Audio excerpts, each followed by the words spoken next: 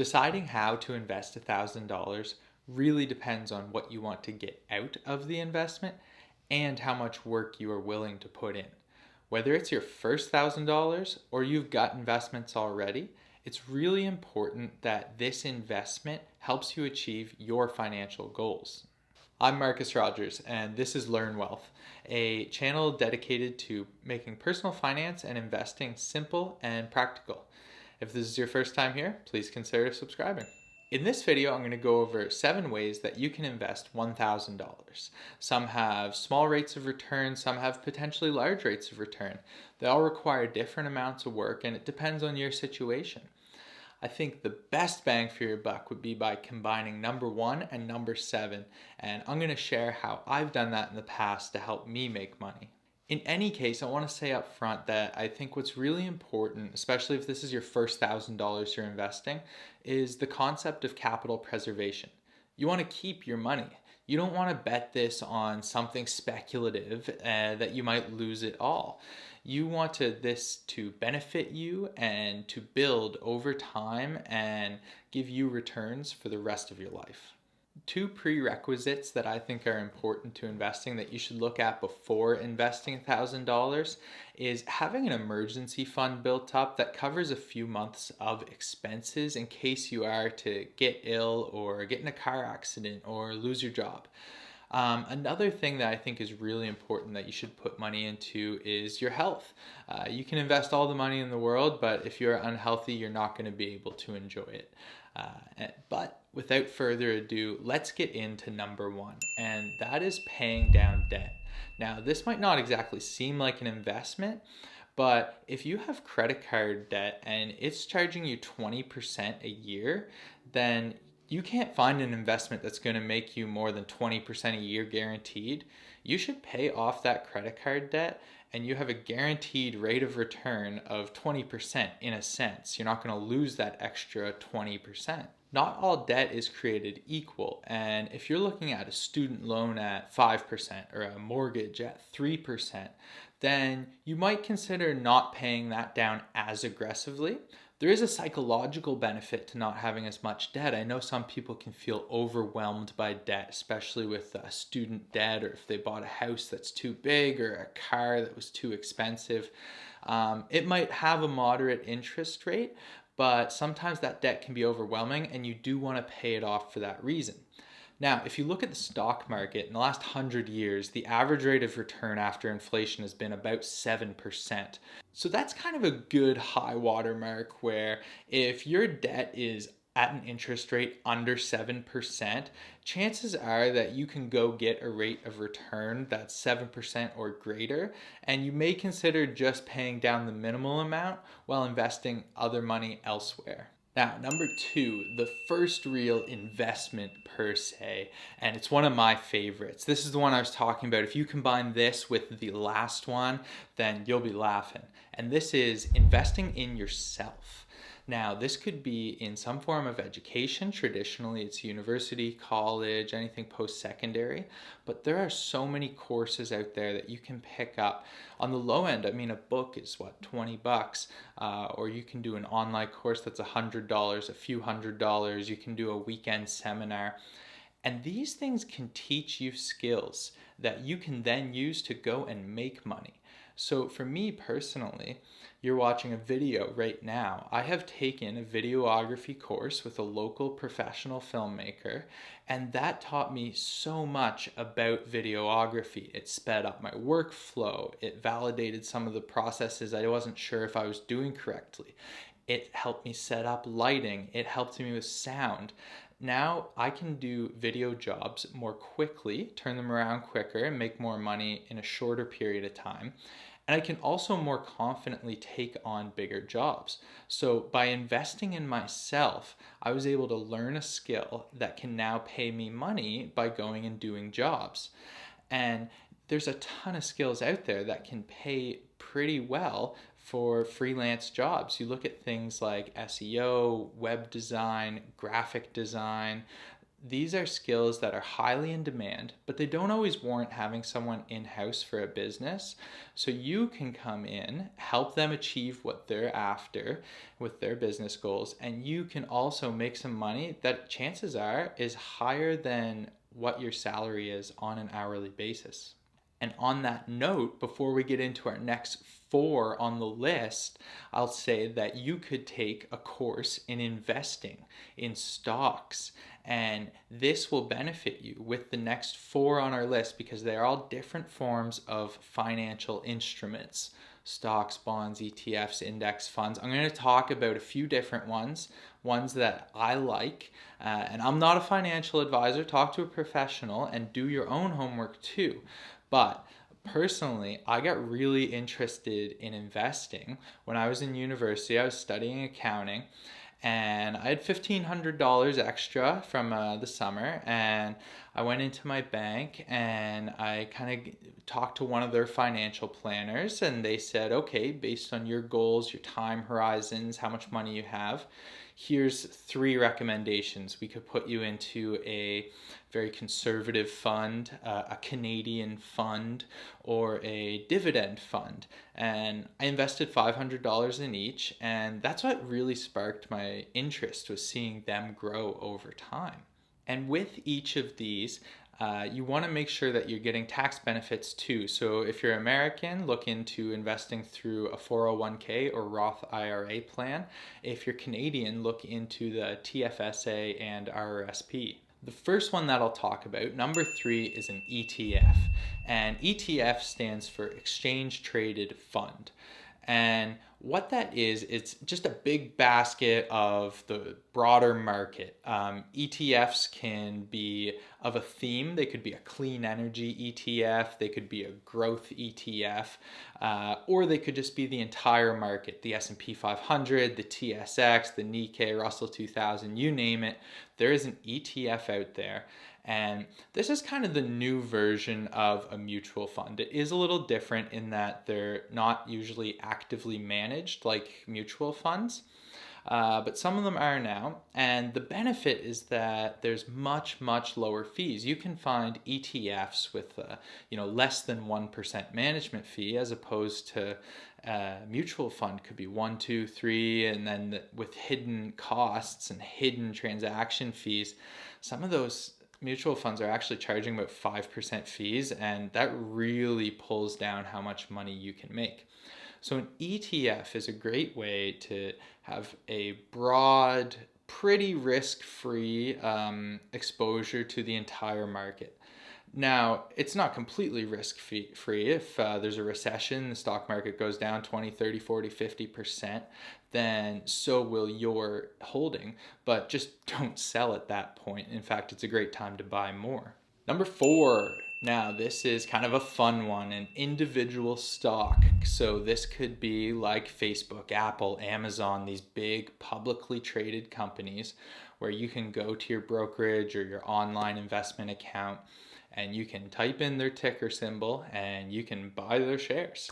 It's actually really easy once you're set up. So the risk in these is that it's a single stock. So if that company isn't doing well, then the stock's not going to do well. Unlike the ETF that tracks, say, an entire market, there's going to be winners and losers. Your outcome with an individual stock is really dependent on that individual company. So the key here is to find a good company and do your homework, but there's a few things that you definitely have to look for. The first one is, what does this company actually do, and can you understand the business? If you love cars and you're looking at, that GM has not been doing well, Ford has not been doing well, but Toyota is just killing it year over year, then maybe you want to invest in Toyota. Now, you need to look at the management. Who's actually running the company? Do they have a good track record? Do they care about things that you care about? Okay, so you care about the environment. Well, is Toyota making a push towards EVs? I don't know. You also need to look in their financial statements at one of them called the balance sheet. And this basically tells you what the company's assets, liabilities, and shareholder equity is. So one thing that you want to look at is that they don't have too much debt. Current and long-term liabilities can really choke a company if they're starting to pay a lot in interest and they're having a lot of loans coming due. Then a lot of their cash flow has to go to paying those liabilities. You don't want that. You want cash flow to be able to reinvest into growth or come back to the shareholders in form of a dividend. And that brings us right to number 5. It's a dividend stock. Now, these ones are fun because a dividend, as you may know, is a share of the profits that's paid out to the shareholders, usually on a quarterly basis, so every 3 months. So you may look in a company like RBC, the Canadian Bank, Royal Bank of Canada. They have about a 4% dividend. And so that means, let's say you have $100, or in this case, $1,000 worth of RBC stock. Over the course of the year, you'll get about $40 back out of their profits in dividends. And you can set this up to come as cash or to repurchase shares if you have enough invested. The same goes for dividend stocks. You really have to do your homework. You have to make sure it's a good, profitable company with good management team, good mission. You have to make sure that they're going to be sustainable into the future. Is this a company that is an industry that's dying, or are they in an industry that's going to be around for a long time? In addition to those things, you want to look at things like the payout ratio. How much of their free cash flow is going to a dividend? Because if it's too high, then they really don't have any cash left over to do anything with. You also want to look at the consistency that they're paying out dividends. Do they some quarters not have a good year and they need to not pay out a dividend? Have they been increasing the dividend? There's something called a dividend aristocrat, and I think that's that they've been paying out and increasing their dividend for the last 25 years. And these are big blue chip companies like, IBM, RBC could be one, I'm not sure. Number 6, a speculative investment. I do not recommend it.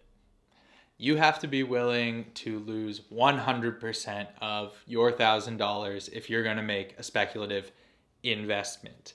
I would not call it an investment. You're not buying part of a good company, or you're not buying assets. You are buying an idea and a hope. And sometimes this can pay out big. These are things like cryptocurrency, weed stocks, penny stocks, startups. They have the potential for huge gains. And I have put some money in things like weed stocks before, in cryptocurrency. But it's a very small percentage of my entire portfolio. And when you purchase those stocks, you need to be willing, again, to lose 100% of that. And honestly, if it's your first $1,000, you could hit it big, but you're not going to become a millionaire. And chances are you will lose all of it and then you'll be back at zero. So I wouldn't recommend it. But if you are going to do it, let's look back at how I made some money with weed stocks. It was not as risky at the point that I did it because it was no longer a speculation. The Canadian government said that they were going to legalize recreational weed, and they were actually pretty adamant about it, and you can't always believe politicians, but it was pretty believable. And so I went and I looked at every single one of the 26 publicly listed companies with a license to produce. It was 26 at the time, it's a lot more now. And I went through and I looked at all of their financial statements. I looked at all of their management team. I looked at who was just an idea with a half management team, and who actually was well capitalized, who had a lot of money, an experienced management team, and they actually had some properties where they were producing, they have a history. Now that's a lot better of a bet, and this made me 1,000%, 10x my money. And that was great, but since I've sold, the bubble has burst, the prices have come back down to earth. I saw that the valuations were just getting crazy and took that as a sign of a bubble, and it was. So if you would have rode that all the way back down, well, you might be back to having just your $1,000, or some of these companies are even starting to go bankrupt and you could have $0. So again, speculation, it's fun, it's sexy, but it's not really investing. It is speculating. Be ready to lose all of your money. Now, number 7, I saved the best for last because this is the opposite of a speculation. You cannot lose all of your money doing this. There's almost no way you can, and I think it has the biggest upside, and that is buying a physical, tangible asset, a real thing that you can use to go and make money. So when I was younger, I had a lawnmower, and I'd go around the neighborhood and I would knock on people's door and say, "Hey, can I mow your lawn?" Maybe the lawnmower was $200 or $300. And I'd get a few lawns paying $20, $30, $40 each. So when you do the math on that, let's say you're making $100 a week and the time that you're mowing is 16 weeks in the summer. That's $1,600. Well, you only invested, let's say, $300 up front. Now you got $1,600. That's over a 500% return in a single year. That's wild. You can't get that in stocks. And the best part is that at the end of the summer, you still have that lawnmower and it's probably still worth $200. So you could turn around and sell that. So the risk is very, very little. I've also done this with camera gear. So I started out with a little camera. It cost $500. I taught myself how to use it. This was before even taking that videography course. And I started to get a few little jobs here and there. And eventually I had paid off the camera. I was able to buy more gear, some lights, some audio, different lenses for different applications. And that opens you up to start to be doing bigger and better jobs that pay more. And again, the beauty is that you still have those assets. So, I've bought new cameras that are better and I've sold the old ones. You still have that money at the end of the day. So the worst thing that can happen is, let's say you go spend $1,000 on this gear. You get 0 jobs ever. And you say, okay, you know what? It wasn't for me. You probably turn around and sell it for $750 still. Okay, you're out $250. That's a very, very small risk to take for the potential upside. So as I was saying at the start, combine that learning a skill and buying some assets, and all of a sudden you can start making some real money. I hope that is helpful, and wrapping it all up, I'm not a financial advisor, but if you want something low risk, hands off, consider something like an ETF or an index fund. If you want to do your homework, maybe look at a stock or a dividend fund. And remember that you should be doing something that will benefit you for the long run. So I really like educating yourself and buying some assets that are cash producing. If this was helpful for you, please consider subscribing. I'm going to be putting out videos every Thursday or every 2 Thursdays. And if you liked it, please give it a thumbs up. And again, hope it was helpful, and please consider subscribing.